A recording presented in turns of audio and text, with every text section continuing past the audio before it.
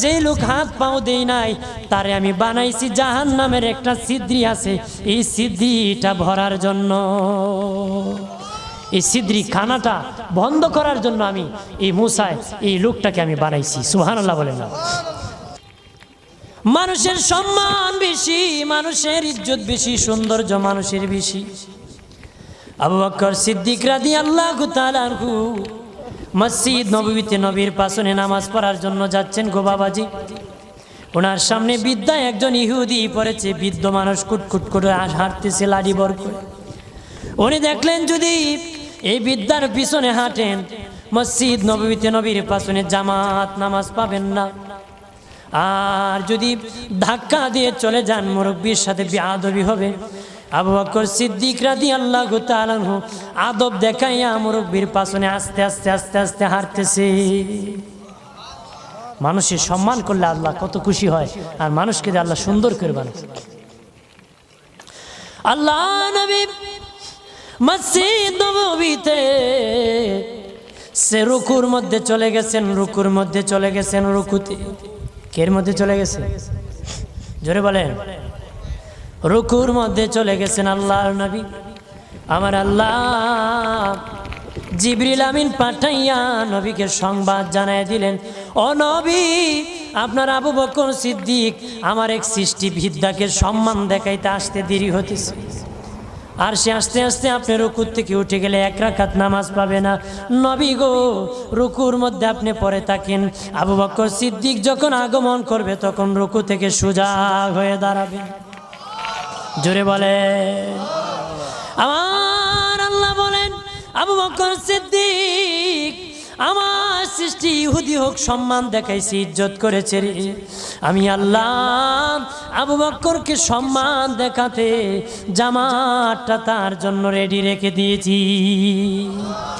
আব্দুল্লাহ ইবনে আব্বাস নবীজির রওজা দেখে বলেন, পৃথিবীর মানুষ শুনে নাও, এই রওজাওয়ালার জবান থেকে আমি শুনেছি রে, এই রওজাওয়ালার জবান থেকে আমি শুনেছি, রওজাওয়ালার জবান থেকে শুনেছি। নবী বলেছেন, কোনো বৃদ্ধ মানুষ যদি একটা গাঁটি নিয়ে দেয়, কেউ এগিয়ে দেয়, লাঠি পরে যদি উঠাইয়া দেয়, বৃদ্ধ মানুষ হাঁটতে পারে না, ধরিয়া ধরিয়া বাড়ি পর্যন্ত পৌঁছায়া দেয়। আব্দুল্লাহ ইবনে আব্বাস বলেন, এই নবীর রওজাওয়ালার জবান থেকে, আমার নবীর জবান থেকে শুনেছি।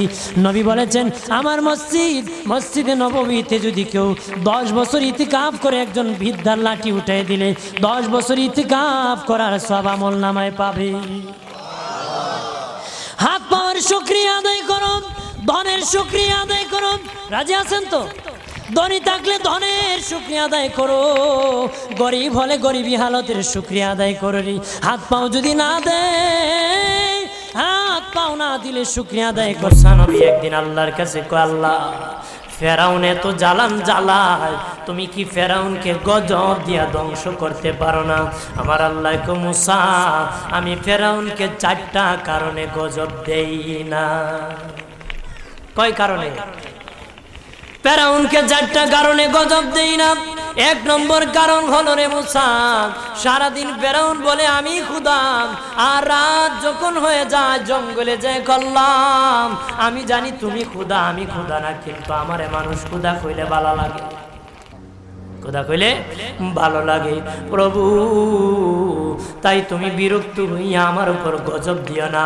আল্লাহ বলে, মুসা রে, ওই ফেরাউনে রাত্রির দুয়ার কারণে আমি আল্লাহ তার উপর গজব দেই না। 2 নম্বর কারণ হলো, আরে মুসা, তোমার মুখে দাড়ি, ফেরাউনের মুখে দাড়ি, তোমার বরণের জুব্বা, ফেরাউনের বরণের জুব্বা, তোমার মাথায় পাগড়ি, ফেরাউনের মাথায় পাগড়ি। আমি যদি গজব দিই, জুব্বার বেজ্জতি হবে, পাগড়ির বেজ্জতি হবে, দাড়ির বেজ্জতি হবে। মুসা রে, ওই জুব্বার পাগড়ির ইজ্জত রক্ষার কারণে আমি আল্লাহ ফেরাউনকে গজব দেই না। 3 নম্বর কারণ হলো, আল্লাহ বলেন, মুসা রে মুসা, 3 নম্বর কারণ হলো, ফেরাউনের বাড়িতে একটা এতিমখানা আছে, প্রতিদিন দুপুর বেলায় এতিমরা ফেরাউনের বাড়িতে মেহমানদারি করে। তারা খাওয়ার পরে আমি আল্লাহর কাছে দোয়া করে, আল্লাহ তুমি যদি গুসা হয়ে ফেরাউনকে গজব দিয়ে ধ্বংস করে দাও, আমরা এতিমকে কে খাওয়াইবে রে আল্লাহ, আমাদের দোয়ার বরকতে ফেরাউনকে গজব দিও না। আল্লাহ বলে, মুসা রে, এতিমের দুয়ার কারণে আমি আল্লাহ গজব দেই না। 4 নম্বর কারণ আল্লাহ বলেন, মুসা ফেরাউনের একটা মাছ বিদ্ধ, হাঁটতে পারে না। ফেরাউন নিজ হাতে নিয়ে গোসল করা, নিজ হাতে মায়ের শরীরে তৈল লাগায় দেয়, নিজ হাতে ফেরাউন খাওয়ায় দেয়।